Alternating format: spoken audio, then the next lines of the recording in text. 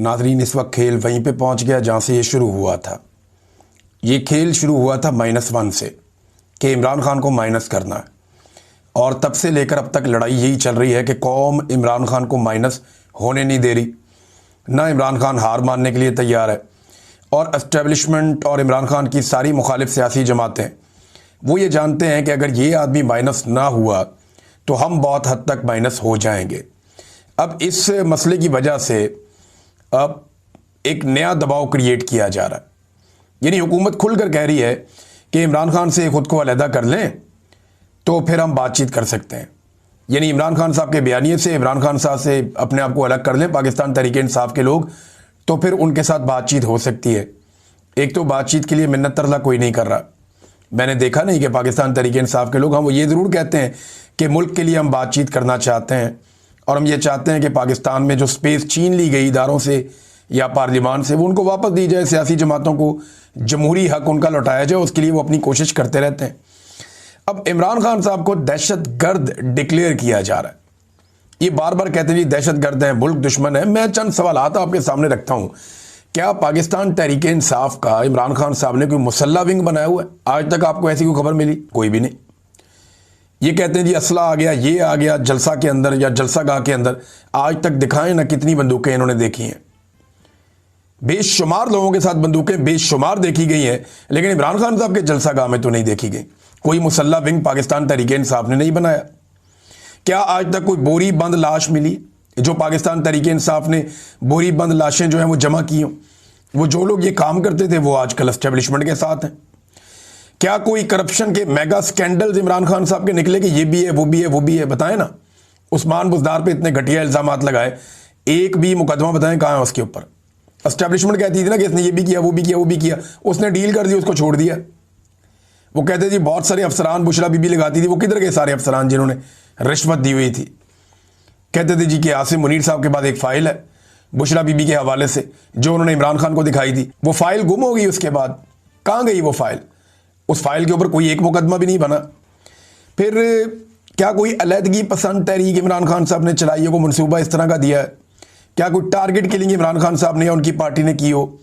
कभी कोई पाकिस्तान तहरीक-ए-इंसाफ के बंदे ने खुद कुछ हमला कर दिया हो, या कभी किसी पुलिस वाले या दीगर फोर्सेस के बंदे में से किसी एक को भी गोली लगी और वो गोली लगने से जख्मी हुआ हो या शहीद हुआ हो, और ये बताएं जनाब इनको पाकिस्तान तहरीक-ए-इंसाफ ने मारा?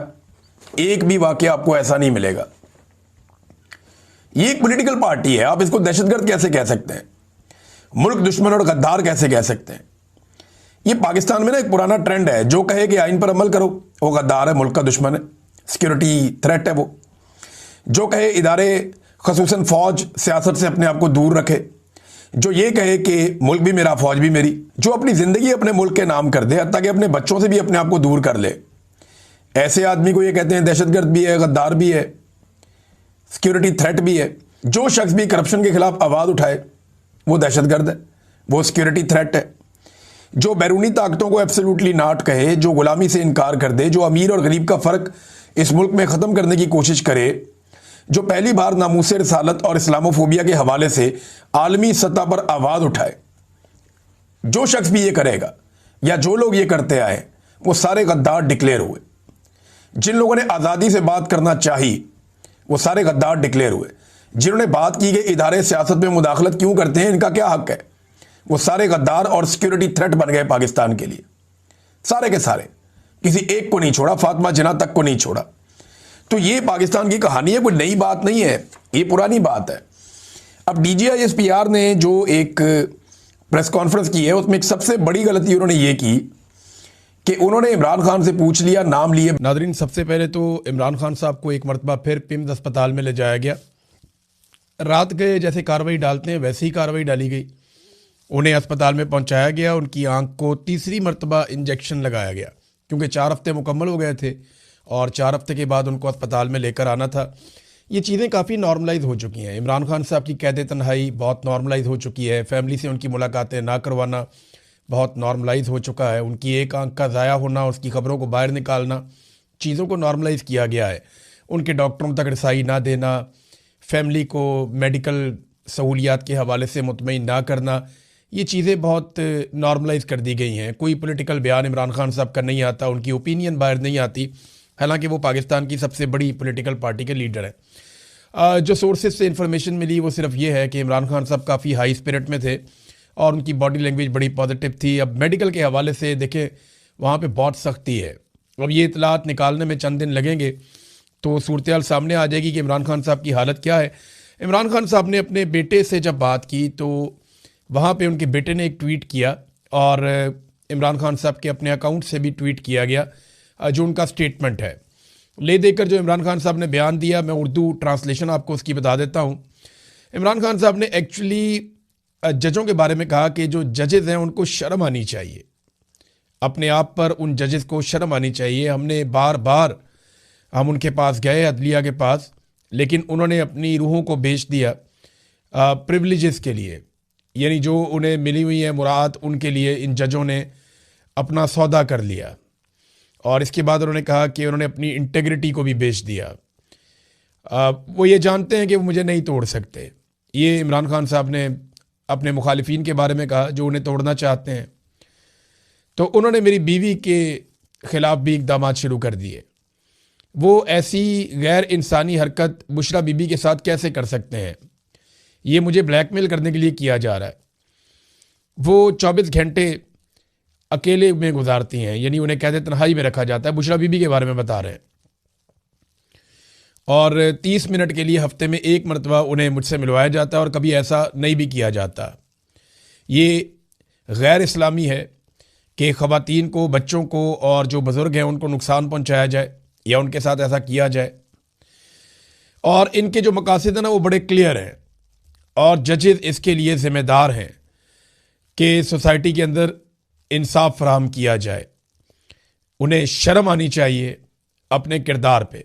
ये इमरान खान साहब ने ख़ास तौर पे जजों के बारे में पैगाम दिया। फिर इमरान खान साहब की जानिब से अपनी कौम को ईद मुबारक का पैगाम भी था, ये खान साहब ने कहा है। लेकिन देखिए, हुकूमत ने और पाकिस्तान की मिलिट्री एस्टेब्लिशमेंट ने, या अगर सादा बोले तो आसिम मुनीर और उनके चंद लोगों ने, इन्होंने बड़ा नॉर्मलाइज़ किया इमरान खान साहब के साथ जुल्म को, जबर को, फस्तायत को। पाकिस्तान तरीके इंसाफ के साथ जो कुछ भी हो, इन चीज़ों को उन्होंने नॉर्मलाइज़ किया। यानी बलूचिस्तान के अंदर दहशतगर्द आते हैं, दंदनाते हैं और पाकिस्तान की सिक्योरिटी फोर्सेस बेबसी का इजहार करती हैं। ना इंटेलिजेंस इदारों को पता चलता है, ना किसी और को कानो कान खबर होती है। इतनी दहशतगर्दी पाकिस्तान में करवाई गई, इतनी दहशतगर्दी करवाई गई कि आलमी इंडेक्स के अंदर पाकिस्तान दुनिया का नंबर 1 मुल्क बन गया जहां पे सबसे ज़्यादा दहशतगर्दी हुई है। अब इतना बड़ा टाइटल लेने के बाद एक पॉलिटिकल पार्टी को रोकने पे पूरा जोर है।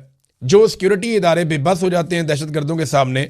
अब सुहेल अफरीदी साहब ने पशीन में जलसा करने के लिए जाना है तो कोयटा पहुंचना उन्होंने, तो वहां पे कोयटा में और पशीन में धड़ाधड़ सिक्योरिटी फोर्सेस पागल हो गई हैं। छापे पे छापा, कार्रवाई पे कार्रवाई, सड़कें बंद, ब्लॉकेज लगाओ, इसको पकड़ो, उसके घर छापा। दहशतगर्दों के खिलाफ तो इनकी घिग्गी बंद हो जाती है। हालांकि मोहसिन नकवी कहता है कि एक SHO की मार है। तो पॉलिटिकल पार्टी के पीछे ये हाथ धो के पड़ जाते हैं और दहशतगर्दों के सामने इनका ऐसा लगता है कि बस ही नहीं चलता, इनका कोई जोर ही नहीं चलता। जोर तो इनका आवाम के ऊपर चलता है। अभी देखें, शहबाज शरीफ ने आकर कहा कि मैं पेट्रोलियम मसनूआत की कीमतें नहीं बढ़ाऊंगा। एक दिन के बाद हाई ऑक्टेन की जो कीमत है वो बढ़ा दी, मट्टी के तेल की कीमत बढ़ा दी। अब मट्टी का तेल तो आम आदमी इस्तेमाल करता ना। वो लोग जो लकड़ी के ऊपर मट्टी का तेल डालते हैं फिर उसे आग लगाते हैं, उनको इस्तेमाल करना होता है मट्टी का तेल। अब मट्टी के तेल से गाड़ियां तो नहीं चलती ना, वो गरीब आदमी का फ्यूल है। तो वो मट्टी का तेल महंगा कर दिया, 70 रुपए लीटर, मजीद महंगा कर दिया। पहले भी महंगा किया था इन्होंने। हाई ऑक्टेन को महंगा कर दिया ये सोच कर के हाई ऑक्टेन जो है वो अमीर लोग इस्तेमाल करते हैं, बड़ा आला किस्म का फ्यूल जो है। तो इसके ऊपर लेवी थी 100 रुपये, उसको बढ़ा के 300 रुपये कर दिया गया। 200 रुपये का इजाफा कर दिया हाई ऑक्टेन पेट्रोल के ऊपर। और अभी भी याद रखिएगा ये 550 रुपये के करीब हो गया हाई ऑक्टेन का 1 लीटर। अब ये हालांकि ये डालते अमीर लोग ही हैं। इसका नतीजा क्या निकलेगा? वो जो शशका करते थे अपनी गाड़ियों में हाई ऑक्टेन डालते थे, वो हाई ऑक्टेन डालना बंद कर देंगे। 70-75% लोग डालना बंद कर देंगे। तो जब वो बिकेगा ही नहीं तो उसमें से ये कमाएंगे क्या? तो वो कहते हैं गंजी नहाएगी क्या, नचोड़ेगी क्या? तो ये वही मामला है इनका। जब वो बिकना ही नहीं है तो उसमें से इन्होंने कमाना क्या है? जितना महंगा इन्होंने कर दिया, लोग दूसरा वाला डालेंगे या मिक्स करके डालेंगे। जैसा कि नॉर्मली लोग करते हैं, पाकिस्तान में पहले भी बचत करते हैं। है वैसे फ्यूल वो अमीर आदमी का है, लेकिन इतना जब आप बढ़ा देंगे ना तो वो भी दूसरे फ्यूल पे आ जाएगा। और अभी आप देखिएगा ये दूसरे फ्यूल की कीमत भी बढ़ाएंगे। ये इतने अच्छे नहीं है कि ये कौम का एहसास करें। जब इन्हें पता चलेगा कि इससे भी पैसा नहीं बन रहा तो ये एक और तरीके से पैसा बनाएंगे। हालात पाकिस्तान के ये हैं कि इस ईद पे जो खरीदारी हुई है, मैं कराची की बात कर रहा हूँ जहाँ सबसे ज़्यादा खरीदारी होती है ईद के मौके पर, वहाँ पे चेयरमैन ऑल कराची ताजर इत्तेहाद जो है, उनके चेयरमैन अतीक मीर, उन्होंने स्टेटमेंट जारी किया, जनाब पिछले साल की निस्बत मजीद 40% कम हो गई खरीदारी। पाकिस्तानियों की कुव्वत खरीद ही ख़त्म कर दी पाकिस्तान की एस्टेब्लिशमेंट ने अपने इन मुलाजमों के साथ मिलकर। आसिम मुनीर साहब ने अपने मुसल्लत किए हुए टोले के साथ मिलकर पाकिस्तानियों की कुव्वत खरीद ही ख़त्म कर दी। हालांकि जब ये आर्मी चीफ बने थे तो उसके बाद इन्होंने दावा किया था 1 साल में मईशत को ठीक कर देंगे। इनका काम नहीं था, ये दावा करना नहीं चाहिए था, लेकिन दावा किया था। आज चौथा साल हो गया इनको, मईशत का सवा सत्यानाश हो गया। सरमायाकारी पाकिस्तान में करने को कि तैयार नहीं है, लगातार नीचे की तरफ जा रही है। गुर्बत की लकीर से नीचे लोगों की तादाद बढ़ती चली जा रही है। आधा पाकिस्तान गरीब कर दिया, लोग बेरोजगार हो रहे हैं, महंगाई लगातार बढ़ती चली जा रही है, लोगों की कुव्वत खरीद कम हो रही है, लोग चीज़ें ही नहीं खरीद पा रहे। ये इन्होंने हालात कर दिए हैं। अच्छा, अब ना टाउट्स और कुछ जो दिहाड़ीदार तबका है वो अजीबोगरीब किस्म के स्टेटमेंट्स दे रहे हैं। वो कह रहे हैं जी क्योंकि गल्फ ममालिक में पाकिस्तानी काम करते हैं, तो क्योंकि बड़ी तादाद में पाकिस्तानी यहाँ पे गल्फ ममालिक में मौजूद हैं, लिहाजा हमें उनकी बात माननी पड़ेगी, हमें उनके साथ खड़ा होना पड़ेगा, हमें उनके साथ जंग में हिस्सा लेना पड़ेगा। अगर हम ये नहीं करेंगे ना तो हमारे लिए बड़ी मुश्किलात हो जाएंगी, वो पाकिस्तानियों को वापस पाकिस्तान भेज देंगे। खाला जी का वाड़ा है, क्या सिर्फ पाकिस्तानी काम करते हैं गल्फ ममालिक में? मैं बताता हूँ ये कौन सा झूठ है जो आपसे बोल रहे हैं और कौन सी बात है जो आपसे छुपा रहे हैं, और डेटा के साथ बताऊंगा। पहले ले ले सऊदी अरब को। सऊदी अरब में पाकिस्तानी कितने हैं जो काम करते हैं? 26,40,000। 26,40,000 पाकिस्तानी सऊदी अरब में काम करते हैं। बांग्लादेशी कितने हैं? 35 लाख। पाकिस्तानियों से भी 9 लाख ज़्यादा। भारतीय कितने हैं? 26,50,000। पाकिस्तानियों से भी 10,000 ज़्यादा। यानी बांग्लादेशी और भारतीय पाकिस्तानियों से ज़्यादा सऊदी अरब में काम करते हैं। अब आ जाएं आप UAE, यानी दुबई, शारजा, अबू धाबी, रास अल खैमा, यही है ना UAE। यहां पे 15 लाख पाकिस्तानी काम करते हैं। बांग्लादेशी यहां पे भी 10 लाख हैं, बहुत बड़ी तादाद है। और भारतीय यहां पे सबसे ज्यादा हैं, 43,60,000।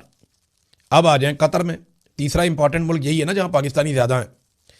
तो कतर में 3 लाख पाकिस्तानी हैं, 4,25,000 बांग्लादेशी हैं, वहां पे भी ज्यादा हैं, और 6,91,000 लगभग 7 लाख के करीब इंडियंस हैं।